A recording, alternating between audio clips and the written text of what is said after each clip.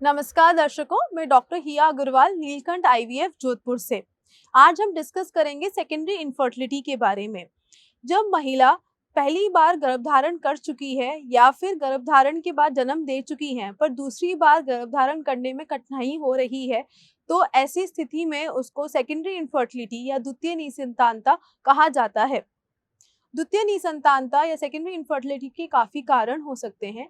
उसमें से प्रमुख कारण होता है महिला के ट्यूब का ब्लॉकेज, किसी संक्रमण या किसी अडहेशंस या आंतों के एक दूसरे से चिपकने के कारण ट्यूब ब्लॉक हो सकती है और इसकी वजह से ट्यूब में फर्टिलाइजेशन नहीं हो पाता है और प्राकृतिक रूप से गर्भधारण नहीं हो पाता है। और अन्य कारण हो सकते हैं कि पुरुष के शुक्राणु की संख्या कम हो सकती है या उनकी गतिशीलता में कमी हो सकती है। महिला में को एंडोमेट्रियोसिस की परेशानी हो सकती है, जिसकी वजह से महिला के अंडाशय की अंडों की गुणवत्ता कम हो सकती है और ट्यूब में ब्लॉकेज हो सकता है।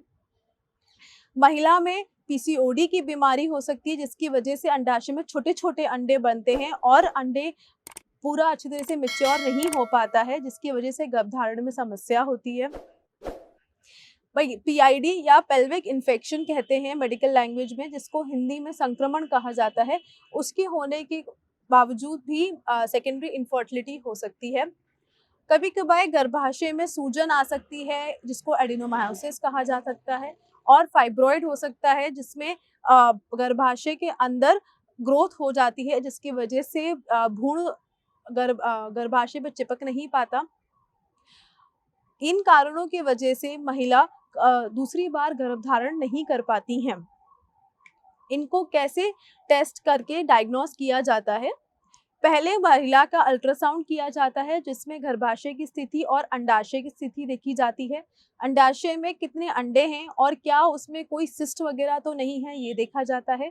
गर्भाशय की परत कैसी है और उसकी साइज कैसी है, उसके अंदर कोई गर्भाशय के अंदर कोई लीजन नहीं है, ये देखा जाता है। इसके साथ साथ महिला के कुछ ब्लड टेस्ट कराए जाते हैं, जिसमें अंडाशय की क्वालिटी देखी जाती है, जिस टेस्ट को एएमएच कहते हैं। साथ साथ में एक जनरल चेकअप किया जाता है और एक ट्यूब टेस्ट किया जाता है, जिसको एचएसजी कहते हैं, हिस्टोसाल्पिंगोग्राफी। इसमें एक डाई डाली जाती है और ट्यूब को चेक किया जाता है एक्सरे के माध्यम से कि ये डाई पेट में आ रही है कि नहीं। अगर ट्यूब से डाई पेट में आ रही है तो ट्यूब खुली मानी जाती है, और अगर डाई नहीं आ पा रही है तो ट्यूब में ब्लॉकेज माना जाता है। इसके बाद पुरुष के कुछ ब्लड टेस्ट किए जाते हैं और सबसे इम्पोर्टेंट वीर्य का टेस्ट किया जाता है, ये देखने के लिए कि शुक्राणु की संख्या और गतिशीलता में कोई कमी तो नहीं है। इन टेस्ट के बाद निसंतानता का क्या कारण है और क्या समस्या है, ये डायग्नोस करके उसके हिसाब से ट्रीटमेंट दिया जाता है। तो क्या उपचार है? अगर महिला की ट्यूब ब्लॉक नहीं है और पुरुष के शुक्राणु में कमी नहीं है, उनकी गतिशीलता में कमी नहीं है, तो ऐसे दंपति को हम इंट्रायूट्राइन इंसेमिनेशन या आईयूआई का सुझाव देते हैं। उसमें अंडों को बनाने के लिए कुछ इंजेक्शन दिया जाता है और फिर हस्बैंड और ट्रिगर शॉट दिया जाता है, जिसमें अंडा फूटता है। उसी दौरान अंडे फूटने के दौरान पर पुरुष के साथी के वीर्य को सैंपल को प्रोसेस करके अच्छे स्पर्म सिलेक्ट करके महिला के गर्भाशय में डाले जाते हैं। इसकी सक्सेस रेट 20 से 30% होती है। अगर ये सफल होता है तो प्रेगनेंसी आ जाती है। अगर बार बार आईयूआई कराने के बाद भी प्रेगनेंसी नहीं हो रही है, या फिर महिला के ट्यूब में ब्लॉकेज है, या फिर पुरुष की शुक्राणु में संख्या कमी आई है, गतिशीलता में कमी आई है, तो आईवीएफ ज़्यादा अच्छा उपचार माना जाता है। आईवीएफ में हम महिला को एक इंजेक्शन देते हैं और सामान्य से ज़्यादा अंडे बनाकर शरीर के बाहर लेकर लैब में फर्टिलाइजेशन कराते हैं पुरुष साथी के शुक्राणु के साथ।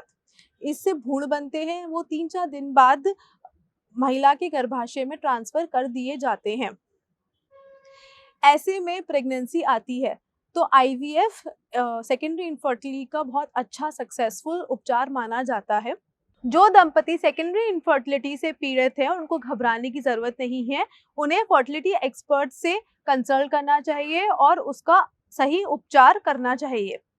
इससे संबंधित अगर आपको अधिक जानकारी चाहिए तो आप नीचे दिए गए नंबर पे कॉल कर सकते हैं या हमारे सेंटर विजिट कर सकते हैं। धन्यवाद।